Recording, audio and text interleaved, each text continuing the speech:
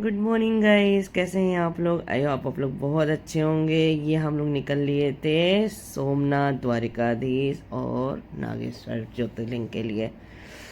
तो ये हम 3 फ्रेंड्स हैं। 3 फ्रेंड्स निकले यहाँ से। उसके बाद आगरा से आए हुए कुछ रिलेटिव्स थे मेरे फ्रेंड्स के। तो अब सारे लोग एक जगह हो करके एक बस में सब लोग आ करके निकले हैं। अब देखिए, एक बस में जब आप लोगों के साथ 30-40 लोग हों तो कितना मज़ा आता है। यहाँ पर मैंने शुरू कर दिया। एक गाना है जो कि बहुत फेमस है, मेरी गाड़ी मेरा बंगला मेरा पैसा सब कुछ है तेरो सरकार, मेरा तो कुछ भी नहीं। तो मैं इसी पे डांस कर रही थी गाड़ी में। उसके बाद मैं तो अकेले कर रही थी, सबको बुला ली डांस करने के लिए एक एक करके। तो यहाँ पर हम लोग धीरे धीरे हम तीनों खड़े हुए डांस करने के लिए। बहुत मज़ा आया, बहुत एंजॉय करते हुए हम लोगों की जर्नी स्टार्ट हुई। हम लोग पहले दिल्ली से राजधानी से उतरे अहमदाबाद। अहमदाबाद से हम लोगों का बस था। यहाँ पर बस में सारी फैमिली थी, तो कहीं भी पता ही नहीं चला कि कितना टाइम लग गया बस में जाने में। इसके बाद यहाँ पर मस्ती के साथ हम सारे लोग एक साथ झूमने लगे। एक बात तो है कि अगर ग्रुप बड़ा होता है तो वहाँ पर इंजॉयमेंट भी होता है और वहाँ पर मैनेजमेंट भी कोई ना कोई कर ही लेता है।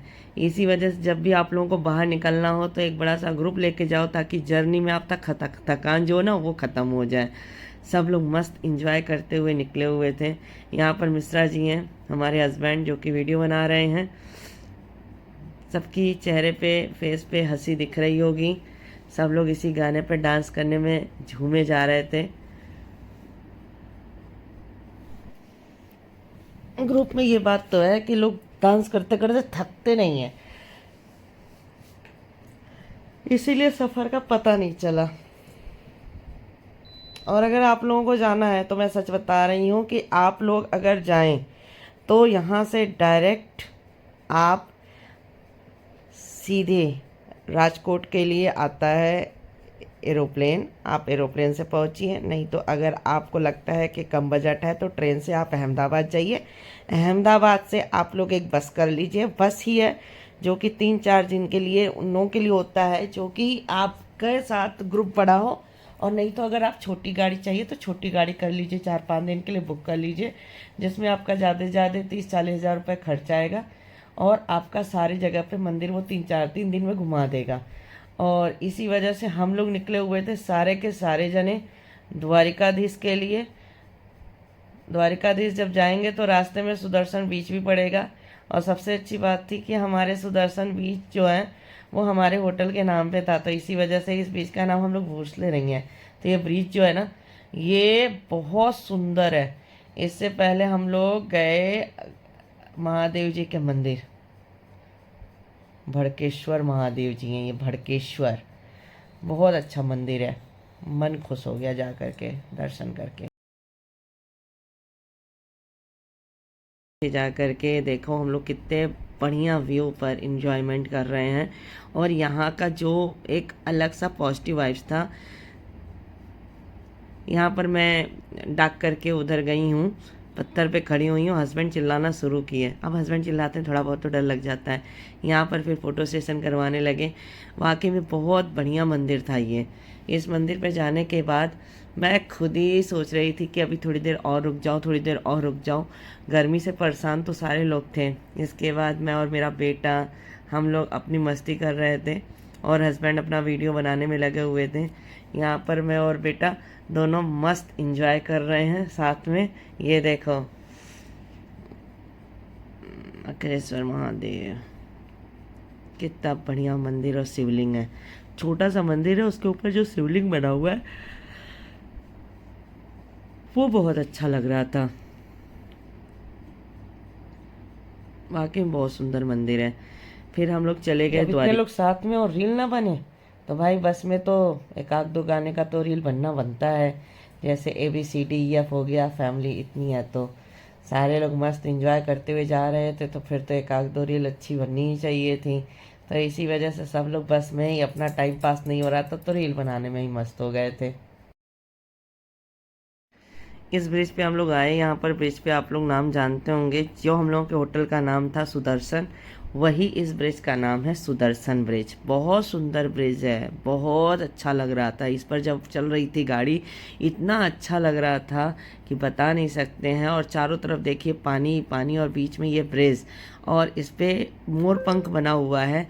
और इस ब्रिज का जो नाम रखा गया है ना सुदर्शन ब्रिज, बहुत अच्छा रखा गया है, क्योंकि ये हमारे द्वारिकाधीश कृष्ण जी की नगरी है, जहाँ पर हम सारे लोग पहुँचे हुए हैं। द्वारिकाधीश हम लोगों के धाम में आता है। यहाँ पर जाने के बाद अगर आप लोग इस सुदर्शन ब्रिज में नहीं गए तो मतलब आपका जाना बेकार है। बहुत अच्छी जगह है। हम तो बस जहाँ पर चल रही थी, मैं बस के आगे आ गई थी कि भाई ये देखो, ये है सुदर्शन ब्रिज, जिसको देख करके एक अलग सी पॉजिटिव सी वाइब्स आ रही थी। हम लोग मंदिर में पहुंच गए, द्वारिकाधीश मंदिर में जाने के बाद वहाँ पर प्रसाद वसाद लेना पड़ता है। अगर आप लोगों को लगता है कि यहाँ पर प्रसाद लें या ना लें, लेकिन अगर आप लोग पूजा करने गए हैं तो थोड़ा बहुत प्रसाद ले जाना ज़रूरी, नहीं तो मंदिर के अंदर खुद ही प्रसाद मिलता है, तो बहुत ज़रूरी नहीं है आप लोगों का प्रसाद खरीद करके ले जाना। ये फिर एक एग्जीबिशन टाइप का है, या तो ये कह लो एग्जीबिशन भी नहीं, यहाँ पर ये अंदर पूरा कृष्ण जी हो गए, मंदिर हो गए, इन्हीं सब के बारे में सारा अंदर दिखाया गया है। तो ये सारा कृष्ण जी का पूरी जो लीला थी, जीवन शैली लीला, वो सारा चीज़ यहाँ पर है। तो एक एक करके हम लोग देखो, ये कालिया दमन है, कई चीज़ें हैं यहाँ पर, देख करके बहुत अच्छा लगा। ये विष्णु भगवान जी हैं, ये सारी लक्ष्मी जितनी है, संतान लक्ष्मी, गज लक्ष्मी, सब है यहाँ पर, सारी लक्ष्मी है यहाँ। ये धन लक्ष्मी,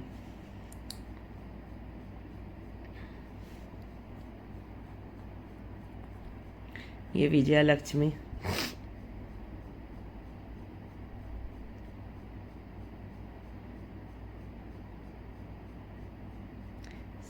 ये विद्या लक्ष्मी, ये महालक्ष्मी, अब ये है गजलक्ष्मी। गजलक्ष्मी जो होती हैं, उनके घर में पूजा करने से हम लोगों के पास बहुत धन आते हैं। ये धर लक्ष्मी, ये अष्ट लक्ष्मी, ये जब द्वारिकाधीश में हम लोग दर्शन करके वापस आए हैं तब ये पड़ता है धन्य लक्ष्मी। और ये गोल्ड प्लेटेड है, बाहर गेट बहुत सुंदर है। ये सारे जितने भी हमारे ज्योतिर्लिंग हैं, सारे ज्योतिर्लिंग एक जगह बनाए गए थे, महाकालेश्वर, नागेश्वर, सोमनाथ, रामेश्वरम, बैद्यनाथ, मल्लिकार्जुन, त्र्यंबकेश्वर, सारे हैं। उसके बाद हम लोग गए यहाँ से, मंदिर जो पड़ता है वो था ये जो गए हुए थे सुदामा, सुदामा मंदिर है। सुदामा मंदिर के पास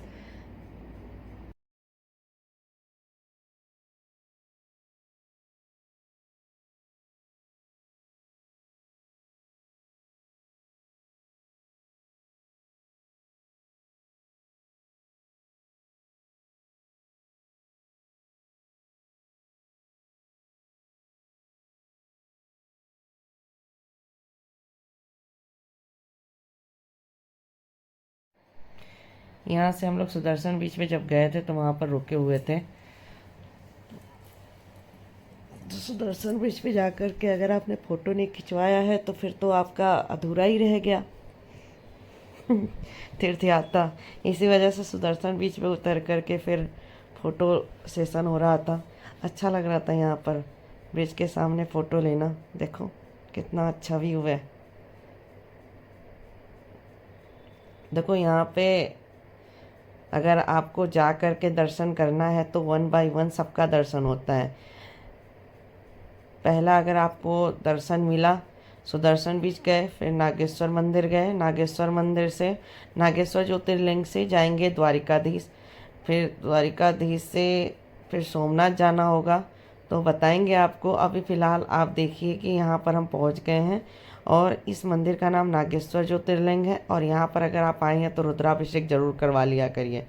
रुद्राभिषेक का भी इन्होंने एक वो लगा लिया है, चार्ज लगा लिया है। नागेश्वर महादेव ज्योतिर्लिंग है, जहाँ पर अगर आपको अंदर पूजा कराना है तो लेडीज़ को साड़ी सूट और जेंट्स को धोती पहनना अनिवार्य है।